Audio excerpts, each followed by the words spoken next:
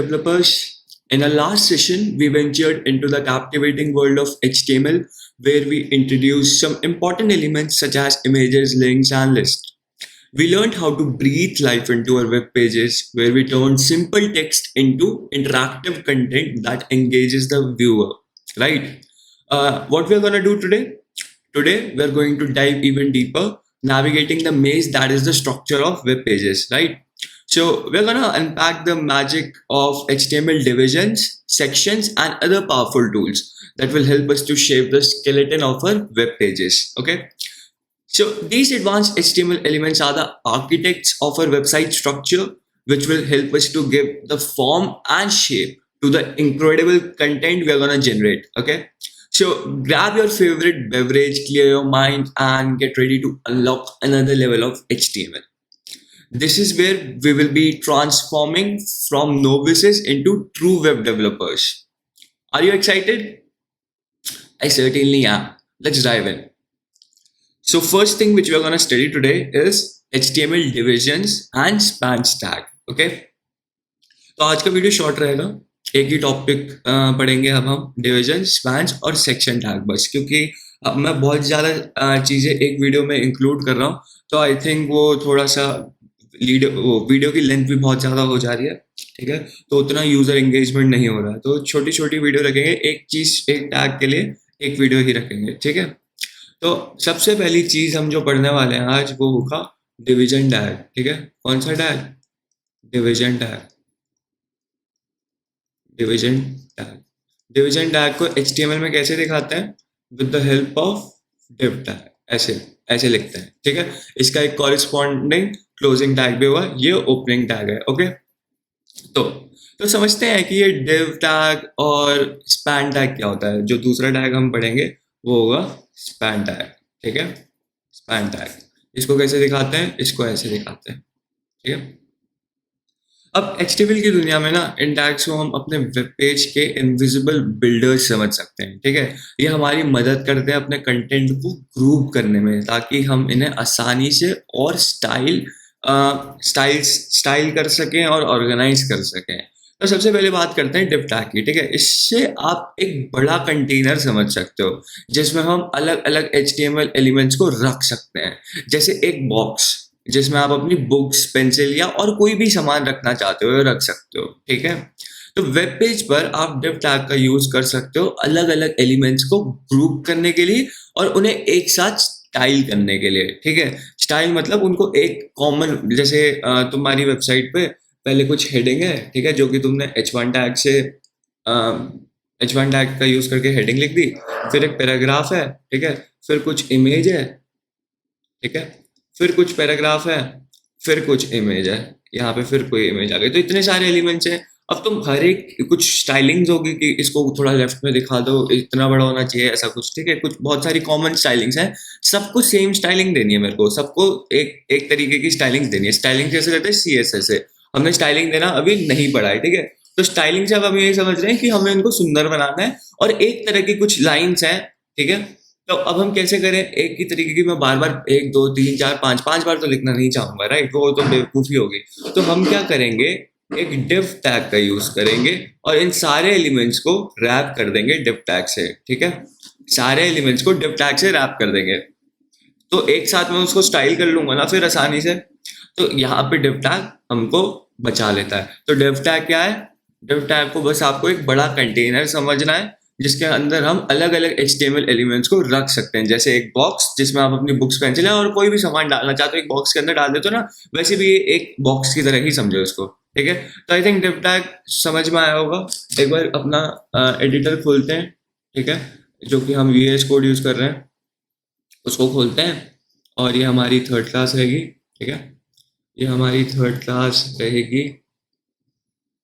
तो यहाँ पे मैं लिख देता हूँ थर्ड क्लास एंड यहाँ पे हम बना देंगे डिवीजन. ठीक है, division.html. मैं अपना जनरेट कर लेता हूँ टेम्पलेट, या फिर लिख लेते हैं. लिखना एक अच्छी प्रैक्टिस है. ठीक है, HTML लिख दिया. उसके अंदर कौन कौन से टैग होते हैं? एक हेड टैग होता है. ठीक है, और एक बॉडी टैग होता है. राइट, एक होता है बॉडी टैग. तो हमने हेड टैग ले लिया, बॉडी टैग ले लिया, अपने पूरे डॉक्यूमेंट को HTML से रैप कर लिया, और एक चीज और रह गई है, क्या रह गई है? डॉक टाइप HTML, ठीक है। अगर आपको ये जनरेट करनी है, मैंने आपको टेम्पलेट का तो जनरेट करना बता रखा है, एक सिंगल एक्सक्लेमेशन मार्क, अगर आप ट्रिपल एक्सक्लेमेशन मार्क करोगे ना, इस पे एंटर प्रेस करोगे तो ये वाली लाइन जनरेट हो जाएगी, ठीक है। तो ये भी एक शॉर्टकट है, राइट। तो यहाँ पे हम टाइटल टैग का यूज करते हैं हेड टैग के अंदर। ये मेरा टाइटल है वेब पेज का, तो यहाँ पे मैं लिखूंगा लर्निंग डिव टैग, ओके। और यहाँ पे बॉडी के अंदर लेट्स से मेरे पास एक हेडिंग है, ठीक है। ये है मेरा पहला हेडिंग, ठीक है। और लेट्स से एक पैराग्राफ है, ये है मेरा पहला पैराग्राफ। अब मुझे ना इन दोनों को एक जैसी स्टाइलिंग करनी थी, तो मुझे एक कंटेनर चाहिए था जिसमें मैं एक बॉक्स के अंदर इसको डाल दूं और इस बॉक्स को मैं स्टाइलिंग दे दूं, तो मेरे को बार बार नहीं लिखनी पड़ेगी। तो इस दोनों लाइन को मैं डिव टैग से रैप कर दूंगा, इन दोनों को कॉपी पेस्ट करूंगा और इन दोनों को इस डिव टैग के अंदर डाल दूंगा। तो ऐसे आप HTML में डिव टैग को यूज कर सकते हो, ठीक है। ज्यादा डिफरेंस अभी दिखेगा नहीं क्योंकि हमने स्टाइलिंग नहीं दी है, राइट। हमने स्टाइलिंग नहीं दी है इसको, ठीक है। चलो दे देते हैं, ठीक है। अभी हम उतना डीप में नहीं पढ़ेंगे स्टाइलिंग, बस हमको यहाँ पे कुछ इफेक्ट देखना है इसलिए हम कर रहे हैं। तो हम क्या यूज करेंगे? हम इनलाइन CSS का यूज करेंगे, इसको आगे और अच्छे से पढ़ेंगे, ठीक है। तो HTML में जब आपको स्टाइलिंग देनी होती है ना, एक ग्लोबल एट्रीब्यूट होता है। एट्रीब्यूट तो हमको पता है ना, किसी टैग के अगर आपको कुछ प्रॉपर्टी डिफाइन करनी होती है तो with the help of attribute आप करते हो, ठीक है। एक ग्लोबल एट्रीब्यूट होता है जिसका नाम होता है स्टाइल। ये ग्लोबल एट्रीब्यूट है, ठीक है। स्टाइल की मदद से आप CSS प्रॉपर्टीज HTML फाइल के अंदर ही लिख सकते हो, ठीक है। 3 टाइप के होते हैं, inline, internal and external CSS, ठीक है। 3 तरीके से आप CSS लिख सकते हो। हम यहाँ पे कौन सी देख रहे हैं? हम यहाँ पे इनलाइन CSS देख रहे हैं, जब आप HTML टैग के अंदर ही उसकी CSS प्रॉपर्टी डिफाइन करते हो, ठीक है। तो स्टाइल के अंदर अगर मैं ऐसे लिखूंगा कलर रेड, ठीक है, ठीक है, कलर रेड, तो एक बार देखें क्या इन दोनों के कलर रेड हो गया होगा? देखो दोनों का कलर रेड हो गया। अब मुझे 2 बार ये लाइन लिखनी नहीं पड़ी। इमेजिन करो 100 लाइनें होती हैं इसके अंदर और 100 डिफरेंट टैग्स हैं, 100 डिफरेंट एलिमेंट्स हैं, उनके लिए तुम कॉमन स्टाइलिंग 100 बार थोड़ी लिखोगे। एक डिव टैग के अंदर डाला, उसकी एक बार स्टाइलिंग डिफाइन करी, काम खत्म। तो ये बस एक एग्जांपल है, इसको हम और अच्छे से पढ़ेंगे डीप में, ठीक है। आगे और अच्छे से बेहतर तरीके से इसको समझेंगे। अभी बस मैंने एग्जांपल के लिए ताकि तुमको समझा दूं कि डिव टैग कैसे काम कर रहा है, राइट। तो ये चीज समझ में आ गई होगी, ठीक है। डिव टैग का हम यूज कैसे कर रहे हैं, आई गेस समझ में आ गया होगा, ठीक है। तो इस एग्जांपल में हमने क्या करा? हमने एक डिव टैग का यूज किया जहां पे हम एक हेडिंग और एक पैराग्राफ को एक ग्रुप में रख रहे हैं, ठीक है। अब बात करते हैं स्पैन टैग की। ये टैग भी कुछ सिमिलर काम करता है, लेकिन इसका हम यूज किस लिए करते हैं? मोस्टली टेक्स्ट के छोटे पार्ट्स को स्टाइल करने के लिए करते हैं। जैसे कि अगर आपको अपने पैराग्राफ का सिर्फ एक पार्ट को हाईलाइट करना है, तो आप उस पार्ट को कैसे हाईलाइट करोगे? जैसे यहाँ पे है, ये है मेरा पहला हेडिंग। अब इस हेडिंग का कलर ना मुझे ब्लू चाहिए, सिर्फ इस हेडिंग का कलर ब्लू चाहिए, तो मैं कैसे कर सकता हूँ उसको? उसके लिए हम स्पैन टैग का यूज करेंगे। स्पैन टैग को कैसे लिखते हैं? ऐसे लिखते हैं। तो मैं इस हेडिंग को ना स्पैन टैग से रैप कर दूंगा, ठीक है। यहाँ पे हेडिंग लिख देता हूँ और इसको हटा देता हूँ, ठीक है। तो अब मैं इसकी CSS प्रॉपर्टीज, जो भी इसकी स्टाइलिंग करनी है, इसको मुझे हाईलाइट करना है ना, तो इसका कलर मैं यहाँ पे ब्लू लिख देता हूँ। तो क्या ये ब्लू आएगा? अब देखें एक बार, देखते हैं, आ गया ब्लू। स्पैन टैग का यूज समझ में आया? स्पैन टैग का यूज समझ में आया? जैसे अगर आपको अपने पैराग्राफ या कहीं पे भी आपको हेडिंग के अंदर या किसी और टैग के अंदर आपको कुछ पार्ट, उस कंटेंट, कुछ भी कंटेंट जो तुम लिख रहे हो उसके अंदर, उसका कुछ पार्ट तुम्हें हाईलाइट करना है, तो स्पैन टैग से उस टेक्स्ट को तुम रैप कर सकते हो और उसकी प्रॉपर्टीज फिर उसके हिसाब से उस स्पैन टैग में डिफाइन कर सकते हो, ठीक है। तो इस एग्जाम्पल में हमने क्या देखा? हमने ये देखा कि स्पैन टैग का यूज हमने कैसे किया, अपने एक पार्ट को, एक पैराग्राफ के पार्ट को एक कलर देने के लिए, जो कि हमने ब्लू दिया है, ठीक है। तो ऐसे आप स्पैन टैग का यूज कर सकते हो अपने टेक्स्ट को और भी अट्रैक्टिव बनाने के लिए, ठीक है। तो मुझे उम्मीद है कि आपको ये डिव और स्पैन टैग का कंसेप्ट समझ में आया होगा, ठीक है। इसके साथ आपको थोड़ी प्रैक्टिस करनी है, ठीक है। तो अब हम देख लेते हैं सेक्शन टैग, और ये लास्ट टैग होगा इस ट्यूटोरियल का। एक्चुअली मैंने बहुत सारे सोचा था इस वीडियो के लिए। हम लोग मैंने सोचा था कि हेडर्स, फुटर्स, नेविगेशन एंड फिर उसके बाद हेडर और नेविगेशन में डिफरेंस क्या होता है, आर्टिकल टैग, असाइड टैग, तो ये हम हल्के हल्के आगे वाले वीडियोस में डिस्कस करेंगे, ठीक है। छोटी छोटी वीडियोस बनाएंगे हर एक टॉपिक से रिलेटेड, ठीक है। तो अब आज का लास्ट टॉपिक होगा सेक्शन टैग, ठीक है। तो सेक्शन टैग क्या होता है? अब हमें क्या करना है, हमें div टैग आ गया समझ में, हमें स्पैन टैग आ गया समझ में, ठीक है। अब हमें आगे बढ़ना है और हमें समझना है सेक्शन टैग का यूज। तो HTML में ना सेक्शन टैग एक बहुत ही इंपॉर्टेंट टैग होता है जब बात आती है वेब पेज के स्ट्रक्चर की। आप सेक्शन टैग को एक इंडिपेंडेंट स्टैंड अलोन हिस्सा समझ सकते हो अपने वेब पेज का। ये एक हिस्सा होता है जिसमें रिलेटेड कंटेंट होता है। जैसे कि अगर आप एक एक ब्लॉग पोस्ट समझ लो या फिर एक नेविगेशन बार समझ लो, वो एक अलग सेक्शन है, राइट। एक ब्लॉग पोस्ट में ब्लॉग होगी, उसके नीचे लाइक या कमेंट का आपने सेक्शन बना रखा है, या आपने एक पेजिनेशन कंपोनेंट बना रखा है जहाँ पे आपने 5-6 ब्लॉग एक पेज में दिखा रखे हैं, फिर बाकी बचे हुए ब्लॉग्स अलग पेज में दिखा रखे हैं। जैसे आप कभी भी कोई वेबसाइट सर्च करते हो, राइट, कोई भी वेबसाइट गूगल पे सर्च करते हो, कुछ चीज सर्च करी मतलब, तो 10 वेबसाइट टॉप पे आती है, फिर नेक्स्ट पेज पे करोगे तब आगे वाले वेबसाइट्स आएंगी, राइट, नेक्स्ट पेज पे, सेकंड पेज पे, थर्ड पेज पे। तो एक सेक्शन ही तो हुआ वो। तो आई थिंक समझ में आया होगा, ठीक है, कि सेक्शन क्या होता है। ये एक ऐसा हिस्सा है जिसमें रिलेटेड कंटेंट होता है, for example blog post, navigation bar या फिर साइड बार कंटेंट, ठीक है। तो इम्पॉर्टेंटली एक सेक्शन टैग का यूज आप तभी करें जब आपको लगता है कि जो कंटेंट आप उसमें डाल रहे हो वो एक लॉजिकल ग्रुप बना रहा है, ठीक है। वो एक लॉजिकल ग्रुप बना रहा है। जैसे ना, एक एग्जांपल लेते हैं फटाफट से, एक ब्लॉग पोस्ट बना के देख लेते हैं। तो मैं यहाँ पे section.html नाम की फाइल बनाता हूँ, ठीक है। इसी को कॉपी कर लेता हूँ, मैं दोबारा टाइप नहीं करना चाहता, और खाली वीडियो की लेंथ बढ़ाने वाली बात है वो, ठीक है। तो अब आपको स्ट्रक्चर तो पता है ना कैसे आप लिखते हो। तो आई थिंक ये बात तो क्लियर है, क्योंकि हमने पहले लेक्चर में और ये हर हर हर लेक्चर में जब हम यूज कर रहे हैं कोई भी नया टैग, तो ये तो कांस्टेंट रह रही है ना ये चीज, ये जो सिंटेक्स है। तो अब यहाँ पे मैं सेक्शन टैग का यूज करूंगा। जैसे एक ब्लॉग पोस्ट बनाना चाहता हूँ, तो सबसे पहले मैं अपने ब्लॉग पोस्ट के लिए एक हेडिंग देता हूँ कि क्या हेडिंग है, हमारा ब्लॉग पोस्ट दे देते हैं इसको, ठीक है, हमारा ब्लॉग पोस्ट। फिर उसके बाद नीचे ये है हमारा पहला पैराग्राफ, जहाँ पे अब तो मैं पूरा ब्लॉग तो लिखूंगा नहीं, राइट, ये हमारा पहला पैराग्राफ ब्लॉग से रिलेटेड, और ये है हमारा दूसरा पैराग्राफ, ठीक है। तो ऐसा कुछ, आई होप क्लियर हो रहा होगा। तो इस एग्जाम्पल में हम क्या कर रहे हैं, इस एग्जाम्पल में गो लाइव करके दिखाता हूँ, ठीक है। तो इस एग्जाम्पल में हम क्या कर रहे हैं, हमने ना एक सेक्शन टैग का यूज किया है अपने ब्लॉग पोस्ट को डिफाइन करने के लिए, ठीक है। हमारा जो ब्लॉग पोस्ट में रिलेटेड कंटेंट है, जो किया है एक हेडिंग और 2 पैराग्राफ्स, इसलिए हमने यहाँ पे ना सेक्शन टैग का यूज किया है, ताकि मैं इनको एक ग्रुप में रख सकूं।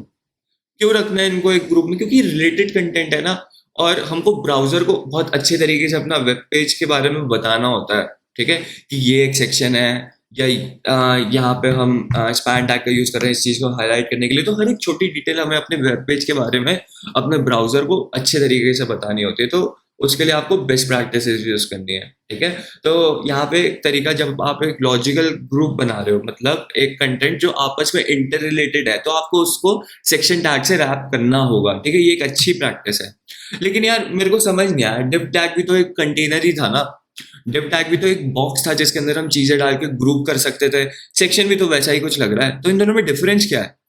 डिव और सेक्शन दोनों ही HTML टैग्स हैं जो वेब पेजेस को स्ट्रक्चर या और स्ट्रक्चर को, मतलब जो भी हमारा वेब पेज का स्ट्रक्चर है उसको ऑर्गेनाइज करने में मदद करते हैं, राइट। तो लेकिन दोनों में थोड़ा अंतर तो होगा, थोड़ा सा डिफरेंस तो होगा, राइट, कि कौन से सिनेरियो में कौन सा टैग यूज करना है। चलो फिर उस चीज को समझते हैं। डिव टैग जो है HTML में एक जेनेरिक कंटेनर के रूप में आता है, ठीक है। एक यहाँ पे मैं लिख देता हूँ, ठीक है, यहाँ पे लिख देते हैं इस चीज को, एक नया पेज बना के। जो हमारा डिव टैग होता है ना, जो हमारा डिव टैग होता है और एक सेक्शन टैग होता है। अब जो हमारा डिव टैग है ना, वो क्या है, वो एक जेनेरिक कंटेनर के रूप में यूज किया जाता है, जेनेरिक, ठीक है, ये वर्ड याद रखना है, जेनेरिक कंटेनर, ठीक है।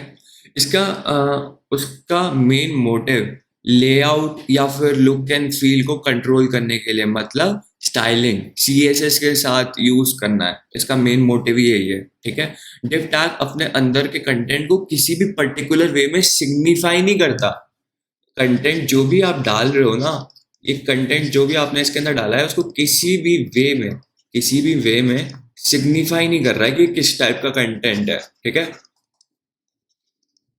सिर्फ स्टाइलिंग के पर्पस के हिसाब से आप इसको डिव टैग को यूज करोगे, मतलब ये कंटेंट को समझा नहीं रहा, या इंटरप्रेट नहीं कर रहा, कंटेंट को समझा नहीं रहा, ये कंटेंट को समझा नहीं रहा कि ये किस टाइप का कंटेंट है, समझा नहीं रहा है कंटेंट को। जो भी कंटेंट इसके अंदर आप डाल रहे हो उसको समझाए इंटरप्रेट करने के लिए, मतलब कोई भी एडिशनल इन्फॉर्मेशन है ब्राउजर को या यूजर को नहीं देने वाला है उस पर्टिकुलर कंटेनर में कि क्या है क्या नहीं है, ठीक है। कंटेंट को समझा नहीं रहा। जबकि जो सेक्शन टैग होता है ना, सेक्शन टैग एक सेमेंटिक एलिमेंट है, ठीक है, एक सेमेंटिक एलिमेंट है। सेक्शन टैग क्या है? एक सेमेंटिक एलिमेंट है जो वेब डॉक्यूमेंट में एक स्टैंड अलोन सेक्शन को डिफाइन करता है।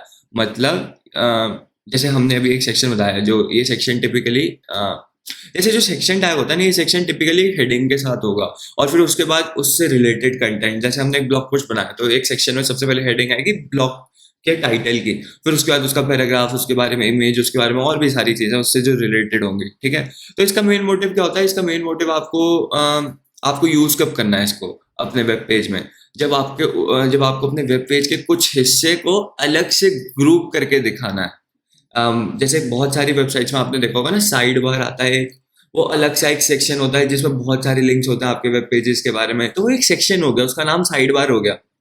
या फिर आप जब भी किसी वेबसाइट पे जाते हो तो ऊपर एक नेविगेशन बार आता है जिसमें होम, अबाउट, अब कॉन्टैक्ट अस और भी बहुत सारी चीजें होती हैं, प्रोडक्ट्स पेज, ऐसा कुछ है ना, वो नेविगेशन लिंक्स होती हैं, तो वो एक सेक्शन हो गया। आ रही बात समझ में? सेक्शन में डिवाइड कर रहे हो अपने वेब पेज को, ठीक है, जो कि आपस में इंटर रिलेटेड कंटेंट है, तो आप उसको सेक्शन टैग से रैप करोगे। आगे बात समझ में? तो सेक्शन टैग का यूज कब करना है? जब आपके सिमेंटिकली का क्या मतलब है? मतलब मीनिंग के हिसाब से, जब रिलेटेड कंटेंट हो तब आपको सेक्शन यूज करना है। अगर आपको सिर्फ स्टाइलिंग या लेआउट के लिए कुछ ग्रुप करना है तो आप डिव यूज करोगे, ठीक है। तो आई थिंक समझ में आया होगा, ठीक है। यहाँ पे मैं रिलेटेड कंटेंट लिख देता हूँ, रिलेटेड कंटेंट। तो I think div tag, span tag और सेक्शन समझ में आएगा। डिव एक जेनरिक कंटेनर है, जब स्टाइलिंग करनी है तो डिव टैग यूज करना है। सेक्शन रिलेटेड कंटेंट होगा तो सेक्शन से रैप करना है। और स्पैन तब कब यूज करना है? स्पैन तब यूज करना है जब आपको कोई चीज को हाईलाइट करना है। जैसे पैराग्राफ के अंदर मुझे अभी एक टेक्स्ट को हाईलाइट करना था, तो मैंने उस पर्टिकुलर वर्ड को स्पैन टैग से रैप करा और उसकी स्टाइलिंग कर दी, ठीक है। तो that's it for this lecture.